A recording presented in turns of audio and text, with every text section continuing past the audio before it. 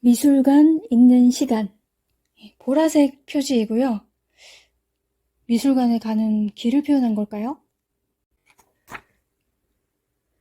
저자는 먼저 정우철님, 도슨트, 미술관에 피리 부는 남자.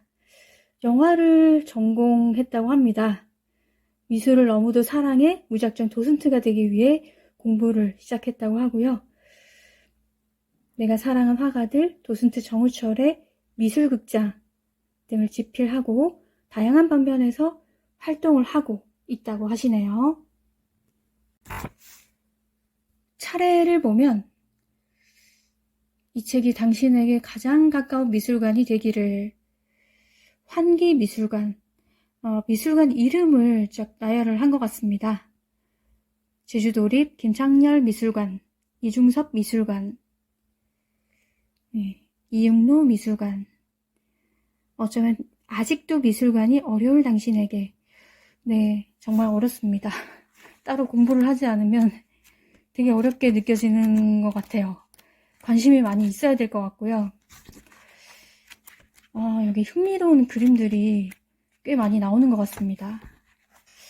어떤 식으로 풀었을지 궁금하고요. 국내 화가들을 좀 알 수 있는 기회가 될 것 같기도 합니다. Reading Art in Galleries. 미술관 읽는 시간. 구성은 미술관 이름으로 나뉘어져 있습니다. 환기 미술관, 양주시립 장욱진 미술관, 제주도립 김창렬 미술관, 이중섭 미술관, 양구군립 박수근 미술관, 수원시립 미술관 나혜석 기념홀, 이응로 미술관까지입니다. 미로의 미술관을 통해 서양 화가들의 상과 작품들을 보았었는데 이 책은 우리나라 화가의 인생과 작품을 소개하고 있습니다. 익숙한 이름이 몇몇 나오기는 했으나 잘 몰랐는데 조금은 다가가는 계기가 된 것 같습니다. 작가는 지금은 타계한 일제시대와 한국전쟁을 겪은 국내의 주요 화가들을 다루고 있는데 뼈아픈 시대를 살았던 만큼 시련과 고통을 읽을 수 있었으며 그러한 와중에 탄생한 그림들이라 귀중한 작품으로 인정받지 않을 수 없습니다.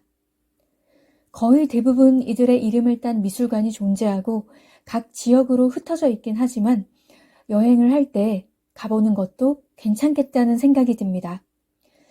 이들 중에는 생전에 빛을 보지 못하고 힘겹게 그림의 열정을 이어가다 외롭게 생을 마감한 경우가 많으며 사후에 새롭게 조명을 받고 그림의 가치가 엄청나게 높아지는 모습을 보입니다.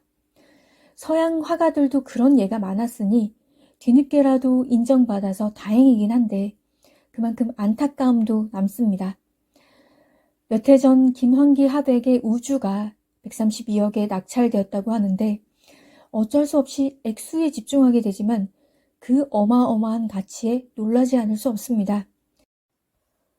장욱진 화백은 일제강점기에 징용된 것도 모자라 한국전쟁에 불려갑니다. 그러함에도 그의 그림은 자연을 벗삼고 따뜻한 가족의 모습을 볼 수 있는 마음이 정겹게 다가옵니다. 물방울을 인상 깊게 녹여낸 김창렬 화백의 그림을 따라가다 판잣집에서는 잠시 멈추었습니다. 다닥다닥 붙어있는 어두운 색감의 집들이 사람이 없어도 그 현실을 보게 하는 힘이 느껴졌습니다. 이중섭 미술관은 제주에서 유명한 것으로 압니다. 이중섭 화백은 제주에서 가족들과 짧은 시간을 행복하게 지내며 그 모습들을 그림에 담지만 연이어 생이별이 찾아오고 젊은 나이에 일찍 세상을 떠납니다. 박수근 화백도 익히 들어보았습니다. 어릴 때 집안에 가세가 기울고 어머니가 암으로 사망했으나 힘든 환경을 극복하며 그림에 계속 몰두합니다. 건강 악화로 한쪽 눈을 잃고 병마와 싸우며 겨우 그림을 이어갑니다. 여성 화가가 익숙지 않은 시대였고 드물기도 했을 텐데 나혜석 화백은 시대를 앞서갔고 개인전까지 열었습니다. 자화상은 이국적인 느낌이 드는 강렬한 이미지로 남습니다. 이육로 화백의 그림은 전통적인 붓으로 흑백의 동양화를 현대적으로 해석합니다. 군상은 인파가 군집해 있는 형상이 매우 인상적입니다. 책을 통해 잘 알지 못했던 우리나라의 주요한 화가들의 파란만장한 인생과 작품들을 볼 수 있는 기회가 되어 뜻깊었습니다. 우리의 세계관이 담겨 있어 그림이 낯설지 않고 친근하게 느껴졌고 그들의 마음을 조금은 읽을 수 있는 계기가 되어 좋았습니다. 지금도 어딘가에서 열악한 환경을 딛고 그림에 매진하는 화가들이 있을 겁니다. 미술에 대한 열정이 의미 있는 작품들을 만들어내고 자신과의 싸움을 극복하게 하는 원동력이 되지 않을까 합니다. 책에서 인상 깊은 부분을 읽어볼게요. 결혼 후 부부는 평형과 금성을 오가며 신혼생활을 합니다. 그토록 사랑하던 사람과의 신혼이라니 꿈만 같았지만 행복도 잠시였습니다. 1950년 한국전쟁이 발발하면서 박수근은 아내와 생이별하게 되니까요. 당시 박수근은 국군을 도와 그림을 그렸다는 이유로 인민군에게 쫓기는 처지가 됩니다. 먼저 그들을 피해 남쪽으로 피신해야 했죠. 가족이 함께 가면 아이들의 걸음이 늦은 탓에 붙잡힐까봐 먼저 떠난 겁니다. 눈물겨운 생이별 후 박수근 화백은 군산까지 내려가 부두 노동을 하며 가족을 찾으려 노력했습니다. 그러면서 매일매일 붓을 드는 일도 소홀히 하지 않았어요. 이후 아내 역시 두 아이와 함께 남으로 무탈하게 넘어왔습니다.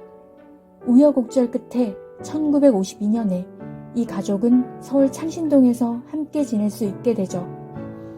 이놈의 전쟁은 오로지 고통의 흔적만을 남깁니다.